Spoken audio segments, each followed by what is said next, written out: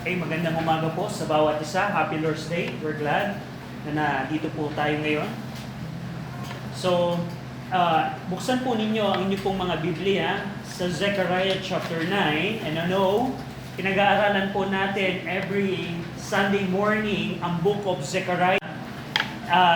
Alam natin na sa maraming churches, ini-ignore nila ang book of Zechariah, pero hindi natin i-ignore ang book of Zechariah. At ito pong Zechariah chapter 9 hanggang chapter 14, ito po ay naglalaman ng detalye na ipinakita ng Diyos kay Zechariah ang una at pangalawang pagdating po ng ating Panginoong Kristo, ng King of the Jew o King po ng Zion. Now, to properly understand po yung chapter 9 hanggang chapter 14, gusto ko pong tandaan natin na nakita po ni Zechariah yung mga events na ito na parang nakita niya na isang compressed timeline yung mga mangyayari. Parang halimbawa po, kung kayo halimbawa ay nakatayo in the train station at yung tren ay malayo pa, makikita nyo ba kung gaano kahaba yung tren? Halimbawa, nandito kayo sa platform ng train station. By the way, I hope na nakasakay na kayo lahat ng train station sa MRT o LRT. Pero pag parating yung tren, kita mo yung tren, pero you don't know kung gaano kahaba to unless dumating to sa tapat mo. At ganun po as si Zechariah. Nakita niya yung first and second coming ng Panginoong Kristo na para siyang nakita niya yung tren na nasa malayo. Whereas tayo po mga New Testament believers, because when we have the additional books na binigay ng Panginoon through the apostles and His disciples, we know na yung detalye ng pagdating ng Panginoong Kristo. Now, sa timeline po ng Book of Zechariah, ito pong Zechariah 9 na ating pong pinag-aaralan, it's around 518 BC. Around this period na ibinigay ng Panginoon kay Zechariah. And we know, 500 years after, dumating po ang Panginoong Kristo, and ito po ang cross, namatay siya sa krus ng Kalbaryo, inilibing at nabuhay namang muli at nag-ascend siya sa kalangitan. Ngayon po, tayo po ngayon ay nasa church age. Yung church age po, hindi po natin alam kung gaano po ito kahaba. But we know, darating yung time na ira-rapture ng Panginoon ang mga saints. Pagkatapos po ng rapture of the believers, ito po yung tribulation, 7 years po na tribulation, at pagkatapos po noon, babalik po muli ang ating pong Panginoong Kristo to establish His kingdom into the millennium kingdom. Ito po yung unang pagdating ng Panginoong Kristo. Yung chapter 9 to 14, it's all about the first coming of Christ and the second coming of Christ. Ito po sa millennium kingdom. Na ang rapture of the believers, ito po ay nireveal ng Panginoon kay Pablo. Hindi po ito nakita ni Zechariah. So, parang trend ang nakita ni Zechariah, nakita niyang mga events na ito ng isang compressed timeline. Kaya mapapansin niyo po sa chapter 9 hanggang chapter 14, yung mga event minsan nagre-refer to dito, minsan nagre-refer to dito, minsan nagre-refer sa tribulation, and so on and so forth. So, don't get confused dito. And we know na ito pong church age na ating pong kinabibilangan ngayon, church age, at least 2,000 years na po ang nakalipas. At least 2,000 years na po ang nakalipas and counting. So, yan po ang Zechariah chapter number 9 as an introduction. And we saw last week, yung pong mga events na nakita ni Zechariah ay nangyari po around this period. Remember? Yung pag-judge po ng Panginoon sa Syria, sa Tyre and Zidon, at sa mga Philistine cities. And we know na ginamit po ng Diyos si Alexander the Great to judge this nation. At yun po ay nangyari dito. Na dito po sa Zechariah, that's 180 years into the future. Now ngayon po, pag-aaralan natin yung detalye ng mga nakita pa ni Zechariah from verse 9 hanggang verse 17. Babasahin ko po yung Zechariah 9:9, sundan niyo po ako sa inyo pong mga Biblia. Zechariah 9:9, Rejoice greatly, O daughter of Zion, shout, O daughter of Jerusalem, behold thy king cometh unto thee, he is just and having salvation, lowly and riding upon an ass, and upon a colt, the foal of an ass. Shall we pray? Ama naming Diyos po na makapangyarihan sa lahat na nasa langit, salamat Panginoon, dahil meron po muli kaming pagkakataon na mag-aral po ng inyo pong salita. Maraming salamat po Ama sa kaligtasang ibinigay niyo po sa amin, nang dahil po dito meron po kaming relasyon sa inyo sa pamamagitan ng aming Panginoong Jesucristo. We pray na patawarin niyo kami sa aming pong mga kasalanan, and we pray na bigyan niyo kami ng kaunawaan ng inyong pong salita at mai-apply namin ang mga katotohanan ito sa aming pong mga buhay. I pray na ang banal na Espiritu ang mangusap at magbigay ng karunungan sa amin, magbigay ng encouragement sa amin, at mag-rebuke ng aming pong mga maling gawain. Tulungan niyo po kami sa ngalan ng aming Panginoong Jesucristo. Amen. So sa unang bahagi po ng chapters 9 na ating pong pinag-aralan, nireveal ng Panginoon ang paggamit niya kay Alexander the Great upang i-judge ang mga enemies of Israel.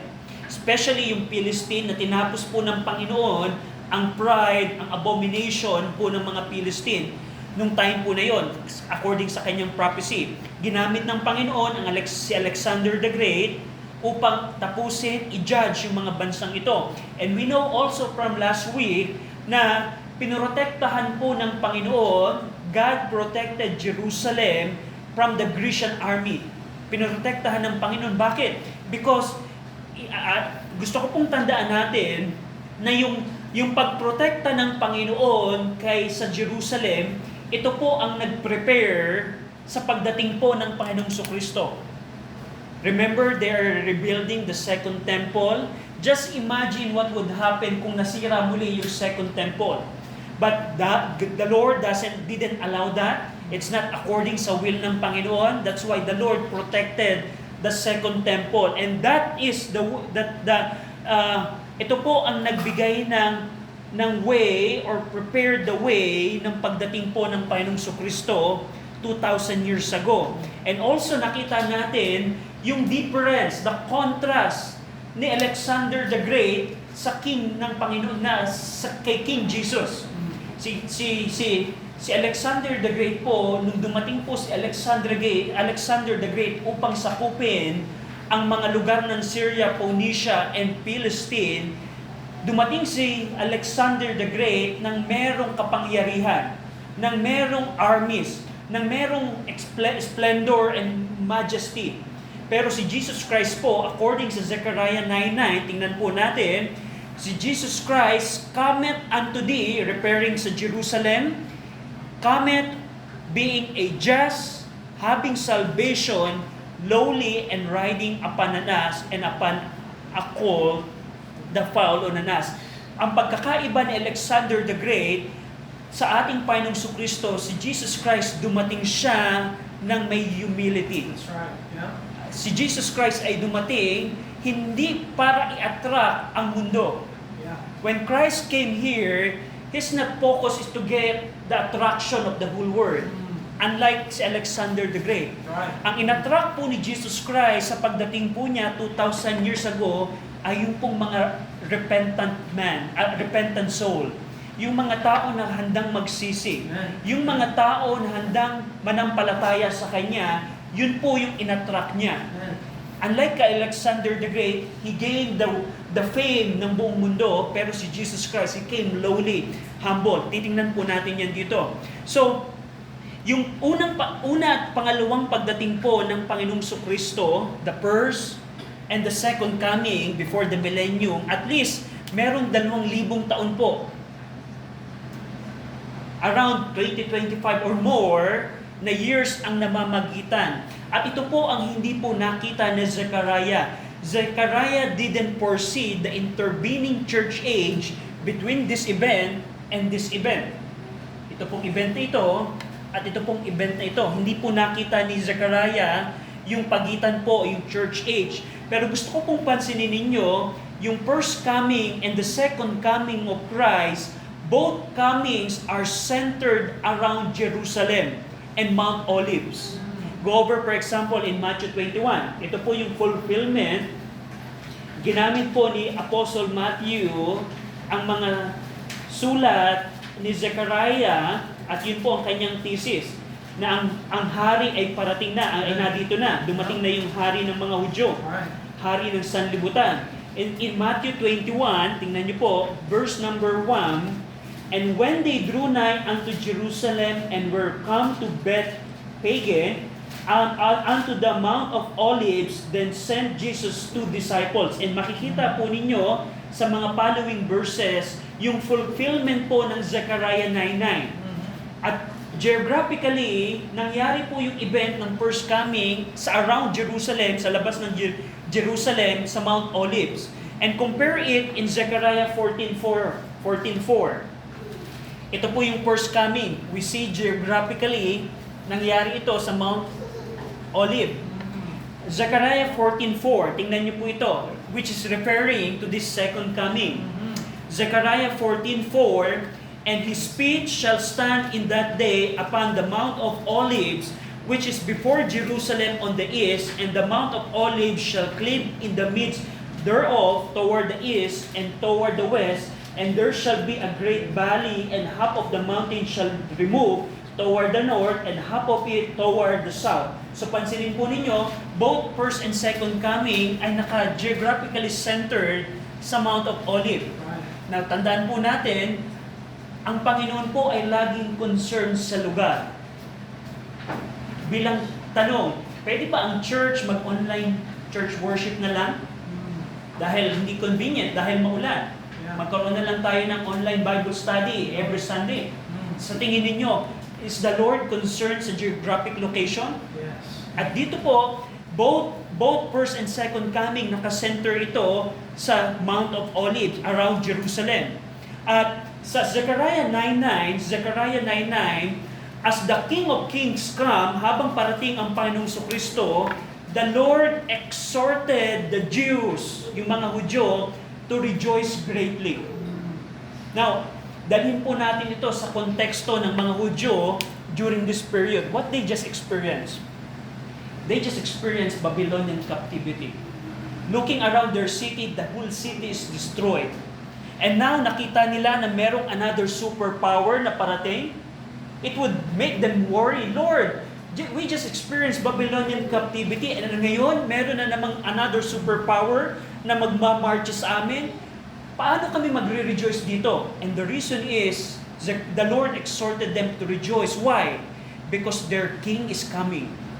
The Lord, sabi ng Panginoon, "Rejoice greatly." Ang kausap po niya dito ay yung daughter of Zion at yung daughter of Jerusalem. Mga Jewish people po ito. They were exhorted to rejoice greatly. Why? Because the king cometh unto thee.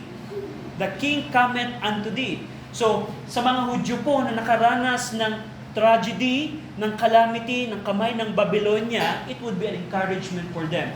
It is a reason for them to rejoice when you know that your king is coming. Another thing na makikita nyo sa verse number 9, unlike Alexander the Great, King Jesus come lowly into the world. Dumating po si Jesus Christ dito ng mababa. Naalala nyo ba, nung time ng kapanganakan ni Jesus Christ, saan siya pinanganak? Sa isang sabsaban. Siya ba ay pinanganak bilang na doon sa kaharian ng Macedonia, katulad ni Alexander? Siya ba ay pinanganak sa isang palasyo? Hindi po. Si Jesus Christ ay dumating isang lowly man. And we know, ako sabi niya sa Matthew 11:29, "I am meek and lowly in heart." I am meek and lowly. According sa Philippians chapter 2, He came as a servant. Nung dumating po ang Panginoong Kristo, dumating po siya as a servant na upang sundin ang kalooban ng Diyos Ama ng kaligtasan. He came as a servant. He came lowly. Ano pa? He came as a just man. He is just. Sabi ng Panginoon, He is just. Anong ibig sabihin ng He is just? Ibig sabihin po nito, He is the one who fulfilled the law of God.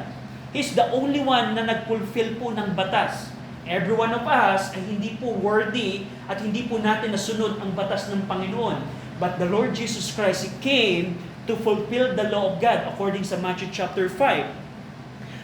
Ano pa, sa Zechariah 9, He came having salvation. He came having salvation. Dumating po dito ang Panginoong Kristo in order to seek and to save that which was lost, according sa Luke 19:10. Nung dumating po si Jesus Christ dito, dala po niya yung kaligtasan at sinasaliksik niya, hinahanap niya yung mga lost, yung mga hindi ligtas, including you and including me. Right. Another thing na makikita niyo po dito, dumating si Jesus Christ riding upon an ass and upon a colt. Go over in Matthew 21 again. Dahil sa Matthew 21 po, ito pong prophecy ni Zechariah was literally fulfilled. Yeah. Now, based on Matthew 21, malalaman po natin na every prophecy po na binanggit sa Zechariah 9 ay literal. Yep. Kasi later on, pag-aaralan natin, makikita natin na nabanggit doon yung bow and arrow and sword. So if yung donkey and ass ay literal na na-fulfill, yung other figures na nabanggit in Zechariah 9 should be interpreted literally as well. We're going to see that later on. But dito sa Matthew 21, tingnan niyo po ito, verse number 2, saying unto them, sabi ni Jesus Christ sa kanyang mga disipulo, go into the village over against you, and straightway you shall find an ass tied and a colt with her. Loose them and bring them unto me. And if any man say unto you, you shall say, the Lord had need of them, and straightway he will send them. Verse 4, and this was done, that it might be fulfilled, which was spoken by the prophet, saying, tell ye the daughter of Zion, behold, thy king cometh unto thee, meek and sitting upon an ass, and a colt the foal of an ass. And then the disciple went and did as Jesus commanded them. So literal po na na-fulfill ang Zechariah chapter 9. So based on the rule of interpretation, if that is fulfilled literally, we need to consider that the remaining prophecy ng Zechariah 9 and onward will be fulfilled literally, unless the context say it's a figure of speech. So that yung makita natin sa Zechariah 9. So, but dito, makikita natin it's a reason for the Jews as an encouragement. It should be the encouragement. Now, bilang mga mananampalataya, we know, ito po ay tapos na, tayo po ay nadito na, but I want to remind you that Christ is coming back again. Ang question, yung pagbabalik pa ni Jesus Christ is an encouragement or a reason for you to rejoice? Amen. That's right. For me, it's a rejoicing. Just think about the corrupt, filthy, worldly system that we have.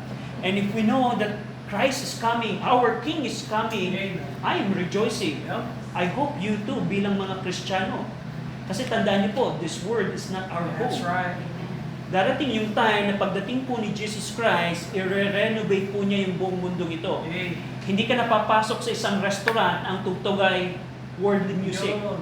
Na instant na gusto mong mag-enjoy sa restaurant na yon, mag-spend time ng ilang minuto, tatapusin mo na yung pagkain mo kasi puro worldly music. That's right. And this world system would last. Sabi ni John the Beloved, ang mundo na ginagalawan natin, it will come an end. That's right. So, bilang Kristiyano, una, better wag mong mahalin ang mundong ito. That's right. Pangalawa, katulad ng mga Hudyo na nag-rejoice dito, I hope every one of us should rejoice when we see our King is coming in this time. Zechariah 9:10. So, after po nakita ni Zechariah yung first coming of the King, tatalon po siya sa second coming of the King. Tulad ng nabanggit ko po sa inyo, compressed timeline po ang nakita po ni Zechariah. But let's read verse number 10. And I will cut off the chariot from Ephraim, and the horse from Jerusalem, and the battle bow shall be cut off, and he shall speak peace unto the heathen, and his dominion shall be from sea even to sea, and from river into the ends of the earth. Now, tulad ng nabanggit ko kanina, if yung ass and colt was fulfilled literally, do you think yung mga items or object na nabanggit sa verse 10, like sea even to sea, river even to the end of the earth, shall be fulfilled literally? So, sa rule po ng interpretation, that would be fulfilled literally as well. And gusto ko pong pansinin niyo po dito na ika-cut off po ng Panginoon yung pong mga chariot, yung pong mga horses, at yung mga battle bow ng Ephraim and Jerusalem. One thing na mapapansin po niyo dito, yung Ephraim po and yung Jerusalem, they are united. Yung Ephraim, it refers to the northern kingdom of Israel. At yung Jerusalem, it refers to the southern kingdom of Israel. And we know, after po ni Solomon, nahati po yung kingdom ng Panginoon ng Israel. But this time, they are now united again. They are now united. But gusto ko pong pansinin po nyo dito na itong prophecy ng verse number 10, it looks forward to this period.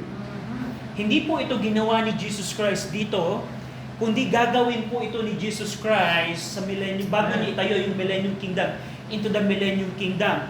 The Lord will cut off the chariot, the horse, and the battle bow from Ephraim and Jerusalem. So, yung chariot, yung horse, and battle bow, yun po ay mga instrument of war.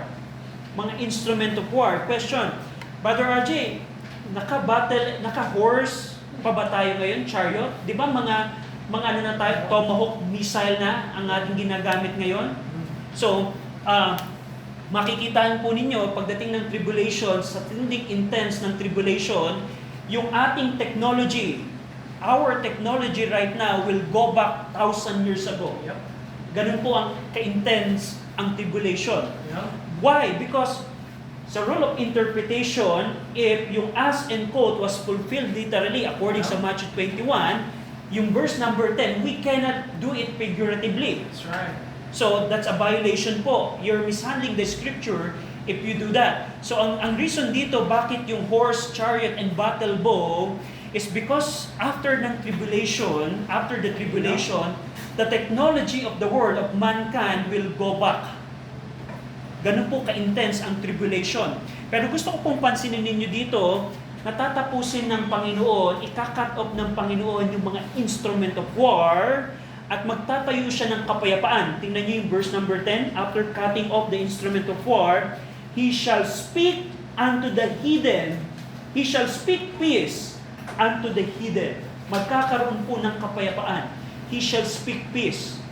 Ang mundo po nating ginagalawan, pagdating po ni Jesus Christ, mararanasan po ang kapayapaan, a lasting peace that the world has never seen. Sa ating panahon, wala pong kapayapaan. Just imagine yung mga wars, Russia and Ukraine, sa Middle East, Israel, sa Iran, sa mga terrorist group, everywhere ay merong gera. Pero pagdating po ng Millennium Kingdom, mararanasan po ng mundo ito ang perfect peace, a lasting peace. Now, makikita din natin dito na ika-cut off ng Panginoon yung mga instrument of war.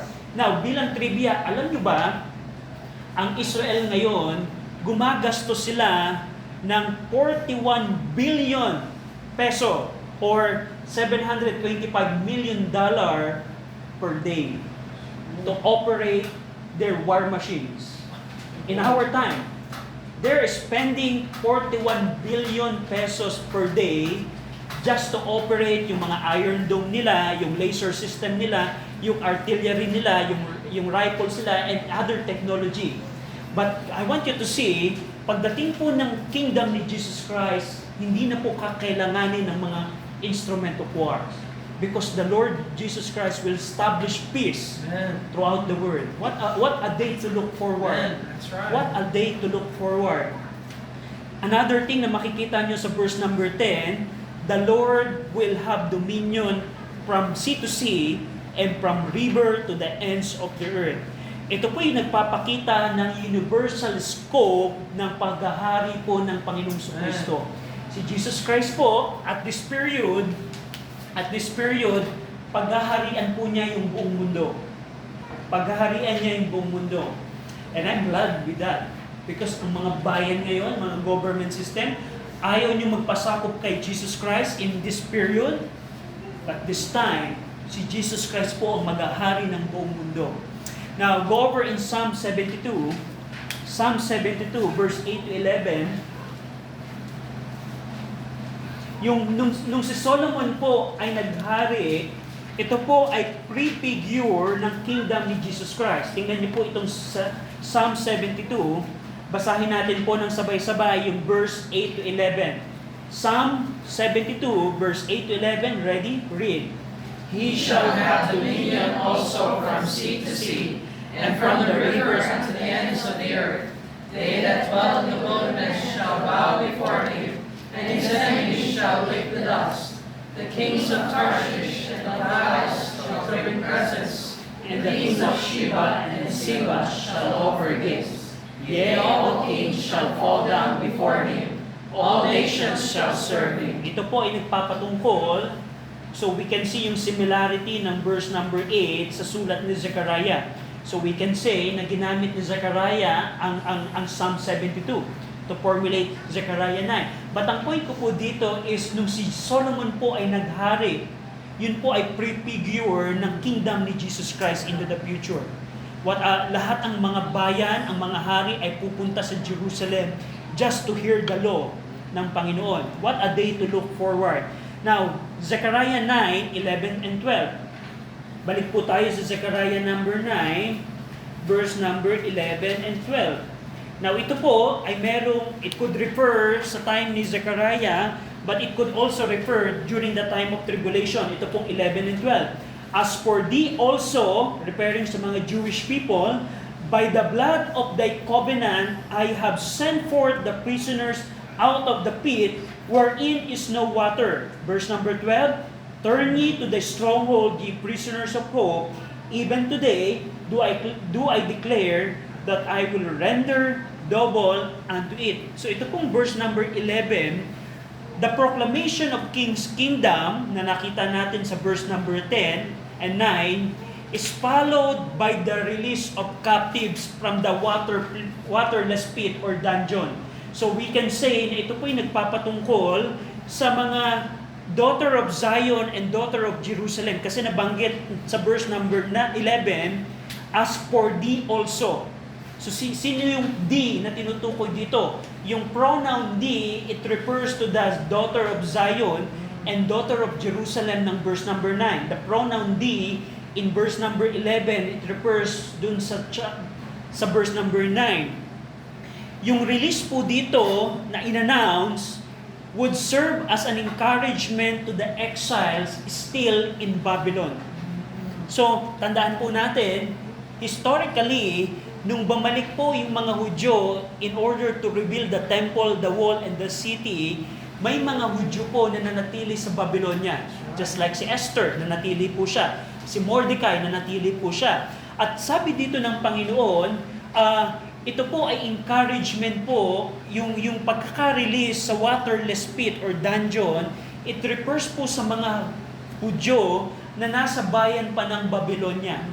Kaya nabanggit po ng verse number 12, turn ye to the stronghold. Yung stronghold po dito, if we check yung Zechariah 9:8, yung stronghold dito, it refers to Zion, to Jerusalem. Bumaling kayo sa stronghold. So anong point po dito? Ang point po dito ng verse number 11 and 12, sa mga Hudyo na nanatili sa Babylonia, sa mga lugar na sako pa rin ng foreign power, ini-encourage silang bumalik sa Zion because the Lord will bless them double. Nabanggit sa huling bahagi ng verse 12, I will render double unto thee. I will render double unto thee. At mapapansin nyo din sa verse number 11, yung praise na the blood of thy covenant, it refers to the blood that sealed all God's covenant with Israel. Tandaan po natin, ang Panginoon po ay may mga covenant na pinagkasunduan between Him and between His people, between Israel. We can remember Genesis 12, Abrahamic covenant. We can remember yung Mosaic covenant. We can remember Davidic covenant, 1 Samuel 7. And we can remember Jeremiah 31, the new covenant na ibinigay ng Panginoon. Ang point dito ng Panginoon, ibe-bless ng Panginoon ang kanyang mga tao into the millennium according sa kanyang kasunduan. The Lord made a covenant kay Abraham. He made covenant sa Jeremiah 31, and he made covenant with David sa 1 Samuel 7, at minimake sure dito ng Panginoon na tutuparin niya ang kanyang kasunduan. Whether you are still in Babylon, nadoon ka sa waterless pit, nasa dungeon ka, pag bumalik ka sa Panginoon, i-render niya yung double blessing sa iyo. So yun po yung verse number 11 and 12. Sa yung mga prisoner of hope who would return to Zion after the shame of their exile can expect blessing of redemption and restoration into the millennium kingdom. Into the millennium kingdom. I will render double unto thee. Yung pong blessing na double ng mga Hudyong ito na nakaranas ng exile, ay mararanasan po nila ito sa millennium kingdom. Millennium kingdom. Now, verse number 13. Verse number 13, when I have bent Judah for me, fill the bow with Ephraim, and raise up thy sons, O Zion, against thy son, O Greece, and made thee as the sword of a mighty man. So, dito po, sa verse number 13, using the imagery of weapons of war, using an imagery of a weapon of war. So dito, meron pong pagkakaiba yung mga weapon of wars ng verse 13 sa weapon of wars ng verse number 10. Kasi very clear, yung word na as. Nakita niyo po? Made thee as the sword of a mighty man. So in interpretation, this is a figure of speech. So just one thing na gusto ko pong pansinin niyo dito, using the imagery of weapon of war, the Lord is portrayed as fashioning Ephraim and Judah, northern kingdom, southern kingdom, into a bow and arrow. Into a bow and arrow. And Zion also is depicted as the sword of a mighty warrior. So anong purpose po dito? Ito pong verse number 13, ito po ay nangyayari dito. Now, ito po yung timeline natin, tulad ng nabanggit natin, kanina, si Zechariah, nakita niya itong mga events na to parang isang tren na nasa malayo. Hindi niya alam kung kailan mangyayari ito, pero itong verse 13, it happened during this period, kung saan yung mga sons of Zion ay kakalabanin yung mga sons of Greece. Now, sino yung mga sons of Greece? Sa chapter 9, verse 1 to 8, we're talking about the Grecian kingdom under the Alexander the Great. So, kailan nangyari ito? Na ni-raise ng Panginoon ang mga sons of Zion against the sons of Greece. So, we're going to study history here. Now, during the time of 167 BC, 167 BC, 167 BC, after po ni Alexander the Great, by the way, history, according sa prophecy ng Daniel, pagkatapos ni Alexander the Great na sakupin yung buong mundo, namatay si Alexander the Great, nang bata pa siya, around 30-year-old, at nahati po yung Greek kingdom sa 4 po niyang generals. At yung humawak po sa lugar po ng Promised Land, sa lugar po sa Land of Israel po, ay yung mga Seleucid king. Yung mga Seleucid king, nahati po yung 4 na kingdom, at yung mga Seleucid kings ang naghari po sa Jerusalem.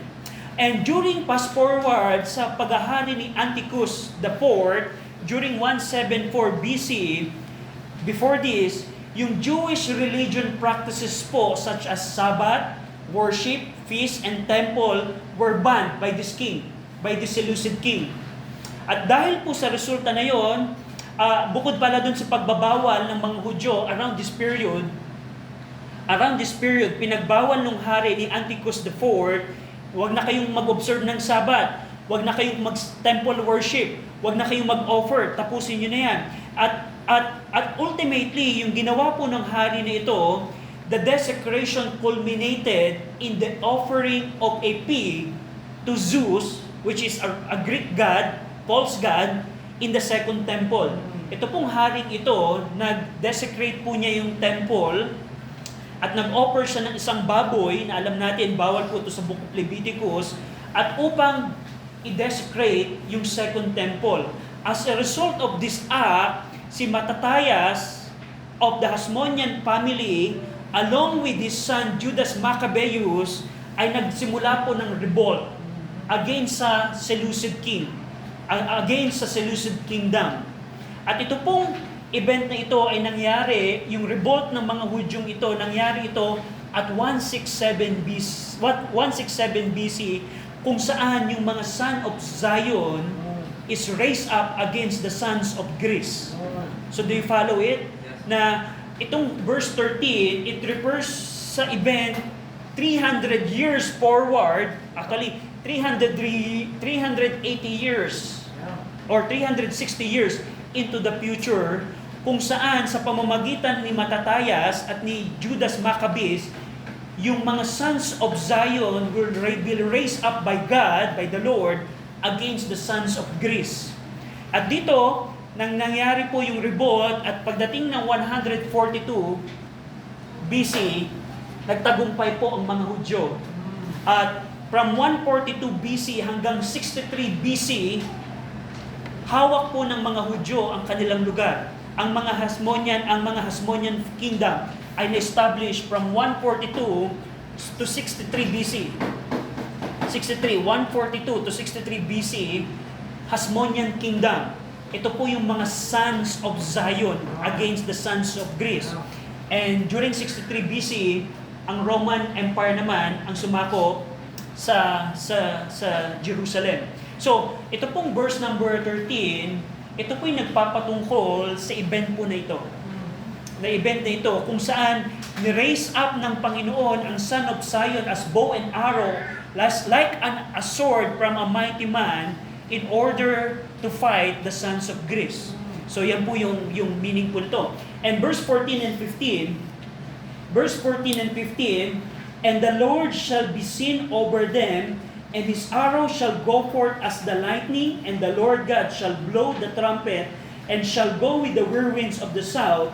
The Lord of hosts shall defend them, and they shall devour, and subdue with sling stone, and they shall drink, and make a noise through wine, and they shall be filled like bowls as the corners of the altar. So, ito naman pong verse 14 and 15, hindi po ito nagre-refer dito, kundi nagre-refer po ito dito. So, don't get confused. Si Zechariah, nakita itong timeline nito na parang trend, hindi niya alam kung kailan mangyayari ito.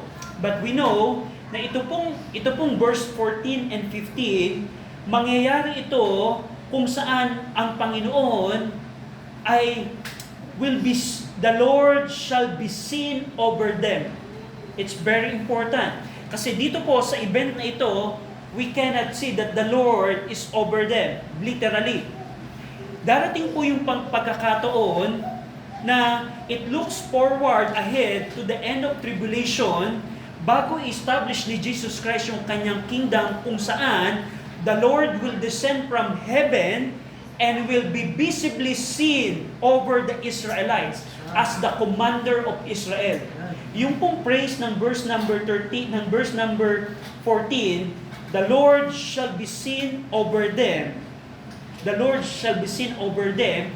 It is a praise na nagpapakita na ang commander ng Israel will be the Lord Jesus Christ. Kailan mangyayari yon? Dito po ito mangyayari. And as a commander of Israel, the Lord's arrow will come out like a lightning. The arrow will strike down Israel enemies during this time. And to signal the charge against the enemies of Israel, the Lord God will sound the trumpet and advance with the whirlwinds of the south. And as the Lord of hosts defends the Jews, they will devour their enemies and subdue them with the sling stone. So, pagdating po dito, bago i-establish ni Jesus Christ yung kingdom niya, dito po, meron pong judgment of the nation na mangyayari. Ito po yung pagkakataon na ang Panginoong Kristo will be the commander of Israel. At i-judge po ng Panginoong Kristo yung mga nasyon, including yung mga nation against Israel. At during that time, sabi ni Zechariah, nakita ni Zechariah, ang mga Hudyo shall debar and subdue with sling stone. They will debar, they will eat. Yung word na debar, it's like eat. Halimbawa, merong buffet dito, you're really hungry, and you eat sa buffet, you debar yung buffet table. At ganun po ang magiging celebration ng mga Hudyo at this period. They will debar and subdue with sling stone. Yung pong praise na yung praise na dun sa huling bahagi ng verse number 15, and they shall drink and make a noise as through wine, and they shall be fed like bowls, and as the corner of the altar. Yun po ang celebration po ng mga Hudyo.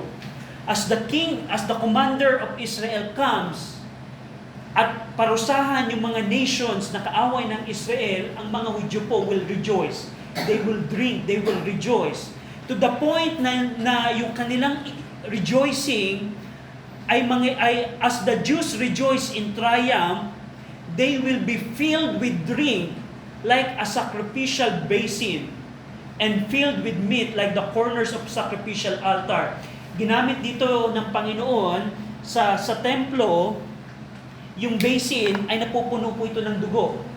Yung altar, yung corner of altar, ito po ay napupuno ng meat offering. Katulad ng basin at ng altar, yung rejoicing ng mga Hudyo during this time will be overflowing. Will be overflowing because the commander of Israel is seen over them. That's verse 14 and 15. And lastly, verse 16 and 17, as the Lord their God shall save them in that day, as the flock of his people, for they shall be as the stone of a crown, lifted up on an ensign upon his land, for how great is his goodness and how great is his beauty.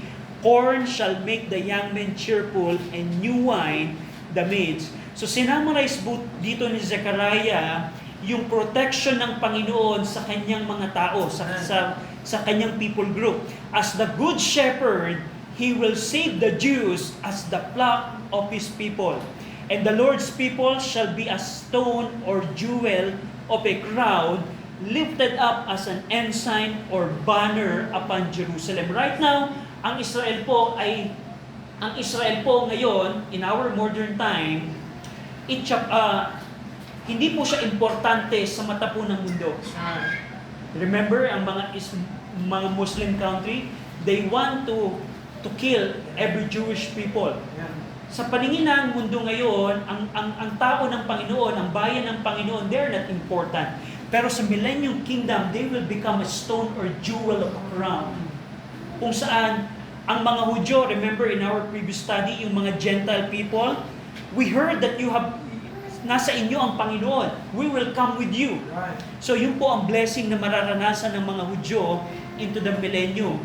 And habang magre-rejoice po ang mga Hudyo, ang tanging madideclare nila as they rejoice is for how great is His goodness and how great is the beauty.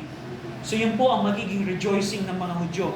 And lastly, yung abundance of grain and wine symbolizes the prosperity and overflowing blessing that the Lord's people will enjoy during the Millennium Kingdom. So, quite impact ng mga prophetic events, pero gusto ko pong mapansin natin ito.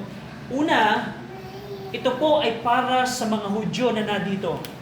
So, para hindi tayo ma-confuse, dalhin natin itong mga event na ito sa mga Hudyo na nandito. They just experience tragedy at ito ay encouragement sa kanila. Now, bilang mga mananampalataya, ang goal natin, after knowing this event, quite lengthy, quite packed ng mga prophetic events, pero bilang mga mananampalataya, how do you prepare for this? That's right. Tayo po ngayon ay nadito, tulad ng nabanggit ko po sa inyo, ito pong rejoicing and encouragement, ito po ay specifically sa mga Jewish people na nandito. That's the main thing of this passage. Pero bilang mga New Testament believer, we can also rejoice and prepare for this kingdom. Meron po akong dalawang tanong as a challenge or application ng Zechariah 9. Una, ipinanganak ka na ba na muli? Born again ka na ba? Go over in John chapter 3. Because after even you know a lot these things, you will not be able to see this thing, the millennial kingdom that we're talking about, if you are not born again. Amen. Go over in John chapter 3 as we close. Basahin po natin, John chapter 3. Meron pong isang Pariseo na nagtanong kay Jesus Christ. Ito ang sagot ni Jesus Christ. Basahin natin yung verse number 3 and verse number 5. Ready? Read. Jesus answered and said unto him, Verily, verily, I say unto thee, except a man be born again, he cannot see the kingdom of God. Verse number 5. Jesus answered, Verily, verily, I say unto thee, except a man be born of water and of the Spirit, he cannot enter into the kingdom of God. Unang question ko po, yes, we're studying this, we're studying the millennium kingdom, pero kung sa umagang ito, you're not born again. You're not born with the water, meaning ng water, yung ipinanganak ka, sa sinapupunan ng nanay, may water na nabe-break. That's being born of water. But that another born na tinutukoy ni Jesus Christ dito is born of the Spirit. Are you born of the Spirit? Because if you're not born with the Spirit, you will not see or enter into this millennium kingdom. It's one thing to go to church every time. It's one thing to become a member of a church, of a Baptist church. It's one thing to be baptized. But my question is, are you born again? Meaning, just like isang baby na ipapanganak, merong sudden change sa baby na yon. Merong bagong buhay. Merong bagong buhay. Pag ang isang baby ay pinanganak, merong pagbabago. Merong bagong buhay. Ang tanong, do you have that kind of experience? Being born of the Spirit? Kasi kung hindi ka pa pinapanganak, kaibigan, you will not see this. You will not enter to this kingdom. So you need to make sure that you are saved. Para sa mga mananampalataya, go over in Matthew chapter 6. Matthew chapter 6, well, ito po ay napaka-popular na verse, but I want to challenge you with the truth that we see in Zechariah 9 based on Matthew 6:33. Basahin po natin ito ng sabay-sabay. Matthew 6:33. Ready? Read. But seek ye first the kingdom of God and His righteousness, and all these things shall be added unto you. Question, mga mananampalataya, do you seek the kingdom of God? Yung word na seek po dito, hinahanap mo ang isang bagay upang matagpuan mo ito. It's not only just seeking, I would like to seek today, this Sunday, the kingdom of God, and I hope God will bless me, provide the things that I need. No. This is seeking to find it. Do you seek the kingdom of God? That's a challenge for you and me. Years ago, akala ko, I fully comprehend na yung mga future events ng Panginoon, but when I grow in the Scripture, I realize how dumb I am in knowing these things. And I'm continually seeking to find my place into this kingdom. And I'm glad that I will have a place in this kingdom. And I realize, this is what I realize, yung aking life in this period will dictate my entrance and my position into the millennial kingdom. If I'm ignorant sa Scripture at this period, I can see that I'm still ignorant in this Scripture. If I'm not faithful in this period, the Lord will not rewarded me in the millennial kingdom. That's a challenge for you and me.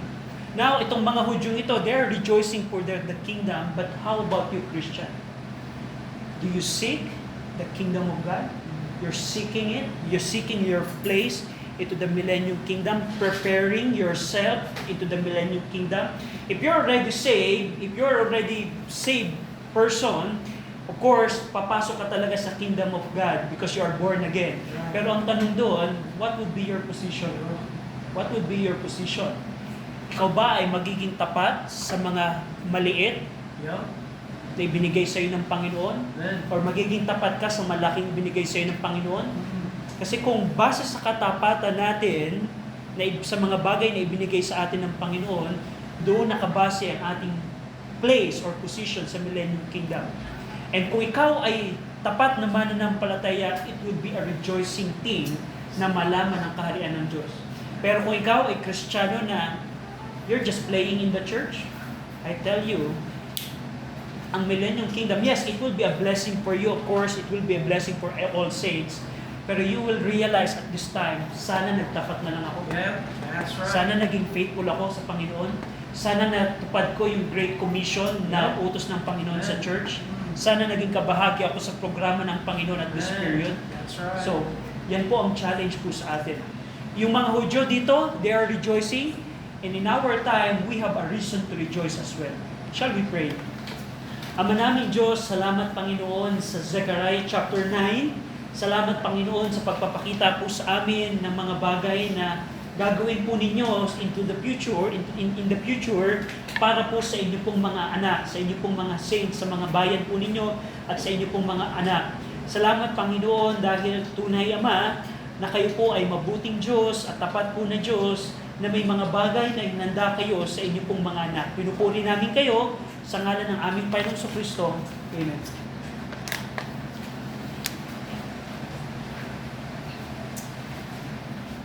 Yuko natin ang ating ulo, pikit natin ang ating mga mata.